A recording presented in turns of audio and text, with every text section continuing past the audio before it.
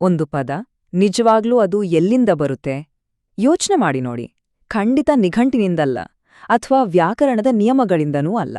ಒಂದು ಪದ ಹುಟ್ಟೋದು, ಒಂದು ಯೋಚನೆ ಶಬ್ದವಾಗಿ ಬದಲಾಗೋಕೆ ಸ್ವಲ್ಪ ಮುಂಚೆ ಇರುವ ಆ ಒಂದು ಕ್ಷಣದ ಮೌನ ಇದೆಯಲ್ಲ, ಅಲ್ಲಿ. ನಾವು ಪ್ರತಿದಿನ ಸಾವಿರಾರು ಪದಗಳನ್ನ ಬಳಸ್ತೀವಿಯಲ್ವಾ, ನಮ್ಮ ಆಲೋಚನೆಗಳಿಗೆ, ನಮ್ಮ ಭಾವನೆಗಳಿಗೆಲ್ಲ ರೂಪ ಕೊಡೋದೇ ಅವು. ಆದ್ರೆ ನಾವು ಮಾತಾಡೋ ಒಂದೊಂದು ಶಬ್ದದ ಹಿಂದೆನೂ ಒಂದು ಕಾಣದ ಶಕ್ತಿ ಇದೆ, ಒಂದು ರಹಸ್ಯ ಇದೆ ಅಂತ ಎಂದಾದ್ರೂ ಅನ್ಸಿದ್ಯಾ? ಆ ಕಾಣದ ಶಕ್ತಿಯೇ ಮಾತಾಂಗಿ, ದೈವಿಕ ಪದದ ಉಚ್ಚಾರಣೆ. ಅಂದ್ರೆ ಕೇವಲ ಮಾತು ಮಾತ್ರ ಅಲ್ಲ, ಸಂಗೀತ, ಕಲೆ, ಜ್ಞಾನ, ಹೀಗೆ ನಮ್ಮೊಳಗಿನಿಂದ ಹೊರಬರುವ ಪ್ರತಿಯೊಂದು ಅಭಿವ್ಯಕ್ತಿಯ ಹಿಂದಿರೋ ಸ್ಪಂದನೆ ಅವಳೇ. ಬನ್ನಿ, ಮಾತಿನ ಈ ಅಜ್ಞಾತ ದೇವತೆಯ ನಿಗೂಢ ಲೋಕಕ್ಕೆ ಒಟ್ಟಿಗೆ ಹೋಗ್ಬರೋಣ. ಪದಗಳು ಎಷ್ಟು ಅದ್ಭುತ ಅಲ್ವಾ? ನಮ್ಮ ಮನಸ್ಸುಗಳ ನಡುವೆ ಸೇತುವೆ ಕಟ್ಟುತ್ತೆ, ಪ್ರೀತಿ ಹೇಳತ್ತೆ, ಜ್ಞಾನ ಹಂಚುತ್ತೆ. ಆದ್ರೆ ಅದೇ ಪದಗಳು ನಮ್ಮ ಸುತ್ತ ಗಡಿಗಳನ್ನ ಕೂಡ ನಿರ್ಮಿಸ್ತವೆ, ತಪ್ಪು ತಿಳುವಳಿಕೆ ಹುಟ್ಟಿಸುತ್ತವೆ, ನಮ್ಮನ್ನ ಬೇರ್ಪಡಿಸ್ತವೆ. ಹಾಗಾದ್ರೆ ಒಂದು ವೇಳೆ ನಾವು ಮಾತಾಡೋ ಕ್ರಿಯೆಯೇ ಒಂದು ಪವಿತ್ರವಾದ, ಪಳಗಿಸಲು ಆಗದಂತಹ ಒಂದು ಶಕ್ತಿಯಾಗಿದ್ರೆ, ಜ್ಞಾನ ಅನ್ನೋದು ಕೇವಲ ಶಾಂತವಾಗಿ ಹರಿಯೋ ನದಿ ಮಾತ್ರ ಅಲ್ಲ, ತನ್ನದೇ ಆದ ನಿಯಮಗಳಿಲ್ಲದ ದಟ್ಟವಾದ ಜೀವಂತ ಕಾಡು ಆಗಿದ್ರೆ ಹೇಗಿರತ್ತೆ? ಸರಿ, ನಮ್ಮ ಈ ಹುಡುಕಾಟದಲ್ಲಿ ನಾವು ಕೆಲವು ಹಂತಗಳನ್ನ ದಾಟಿ ಹೋಗೋಣ. ಮೊದಲು ನಮ್ಮ ಧ್ವನಿಯಲ್ಲೇ ಇರೋ ಒಂದು ಪ್ರತಿಧ್ವನಿಯನ್ನ ಕೇಳಿಸ್ಕೊಳ್ಳೋಣ. ಆಮೇಲೆ ಎಲ್ಲರಿಗೂ ಗೊತ್ತಿರೋ ಮತ್ತು ಯಾರಿಗೂ ಗೊತ್ತಿಲ್ಲದ ಇಬ್ಬರು ದೇವತೆಗಳ ಕಥೆಯನ್ನ ನೋಡೋಣ.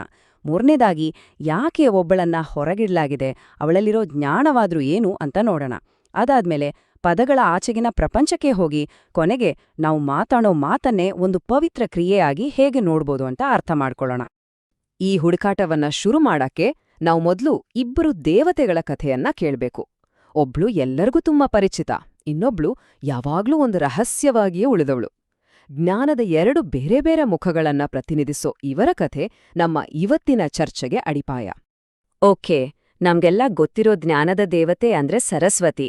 ಅವಳು ಒಂದು ಶಾಂತವಾದ, ಪವಿತ್ರವಾದ ನದಿ ಥರ. ಹಿಮಾಲಯದಲ್ಲಿ ಹುಟ್ಟಿ ನಿಧಾನಕ್ಕೆ ಸುವ್ಯವಸ್ಥಿತವಾಗಿ ಹರಿದು ಸಾಗರವನ್ನ ಸೇರ್ತಾಳೆ.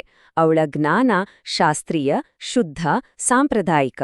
ಆದ್ರೆ ಮಾತಾಂಗಿ ಹಾಗಲ್ಲ. ಅವಳು ದಟ್ಟವಾದ ಮಳೆಕಾಡಿನ ಹಾಗೆ. ಅಲ್ಲಿ ಜೀವಂತಿಕೆ ಇದೆ, ರಹಸ್ಯ ಇದೆ, ಅದನ್ನ ಪಳಗ್ಸೋಕೆ ಆಗಲ್ಲ. ಅವಳ ಜ್ಞಾನ ಸಿಗೋದು ಉನ್ಮತ್ತ ಕಲೆಯಲ್ಲಿ, ಅಸಾಮಾನ್ಯ ಅನುಭವಗಳಲ್ಲಿ, ಸಮಾಜದಿಂದ ಹೊರಗಿರೋವರ ಧ್ವನಿಯಲ್ಲಿ.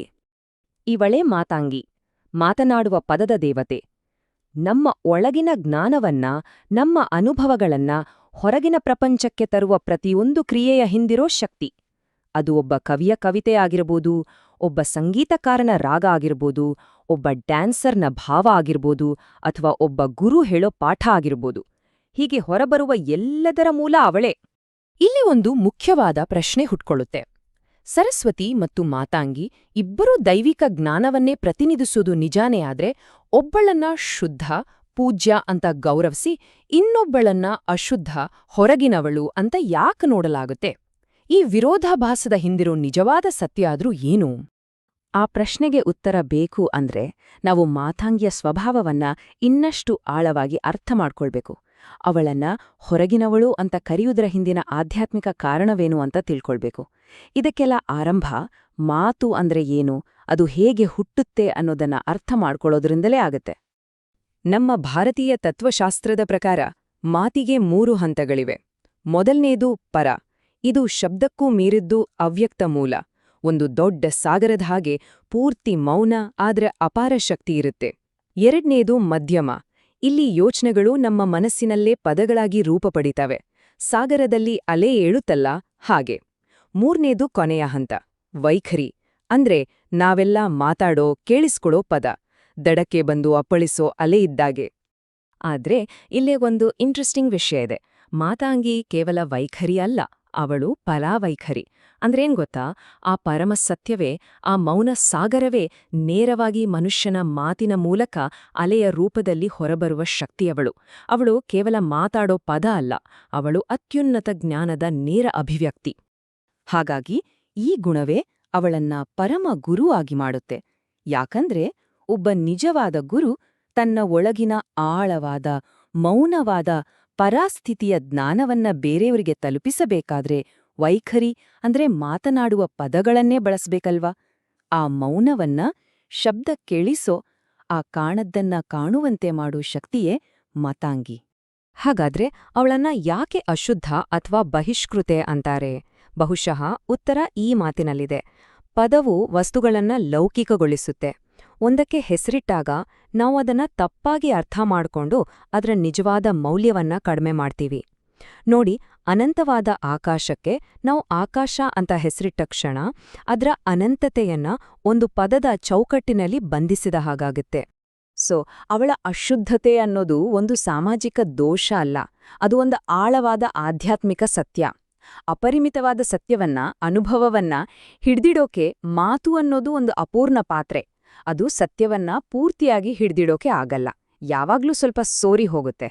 ಸರಸ್ವತಿ ಆ ಪರಿಶುದ್ಧ, ಅವ್ಯಕ್ತ ಜ್ಞಾನವಾದ್ರೆ ಮಾತಾಂಗಿ ಆ ಅಪೂರ್ಣ, ವ್ಯಕ್ತ ಜಗತ್ತಿಗೆ ಧೈರ್ಯವಾಗಿ ಇಳಿದು ಬರೋ ಶಕ್ತಿ. ಅವಳು ಈ ಅಪೂರ್ಣತೆಯನ್ನ ಒಪ್ಕೊಂಡು ಅಪ್ಪಿಕೊಳ್ತಾಳೆ. ಅವಳ ಶಕ್ತಿಯೇ ಇರೋದು ಅಲ್ಲಿ. ಮಾತಿನ ಈ ಅಪೂರ್ಣತೆಯನ್ನೇ ತನ್ನ ಶಕ್ತಿಯಾಗಿಸಿಕೊಂಡ ಮಾತಾಂಗಿಯನ್ನ ಇನ್ನೂ ಆಳವಾಗಿ ಅರ್ಥ ಮಾಡ್ಕೊಳ್ಳೋಕೆ ನಾವು ಪದಗಳನ್ನ ಮೀರಿ ಸಂಕೇತಗಳ ಜಗತ್ತನ್ನ ನೋಡ್ಬೇಕು. ಅವಳ ಸ್ವರೂಪವನ್ನ ವರ್ಣಿಸೋ ರೂಪಕಗಳನ್ನ ಅರ್ಥ ಮಾಡ್ಕೊಳ್ಳೋಣ ಬನ್ನಿ.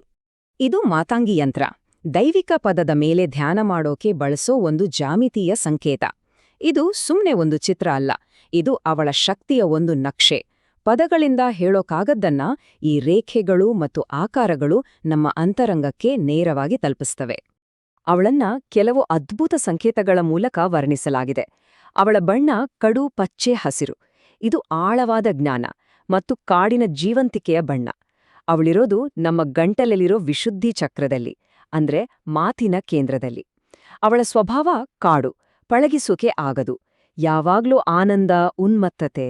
ಮತ್ತೆ ಅವಳ ಜೊತೆ ಇರೋ ಆಟದ ಗಿಳಿ ಇದೆಯಲ್ಲ, ಅದು ಮಾತಿನ ಹೇಳಿದ್ದನ್ನೇ ಮತ್ತೆ ಮತ್ತೆ ಹೇಳೋ ಶಕ್ತಿಯನ್ನ ಪ್ರತಿನಿಧಿಸುತ್ತೆ.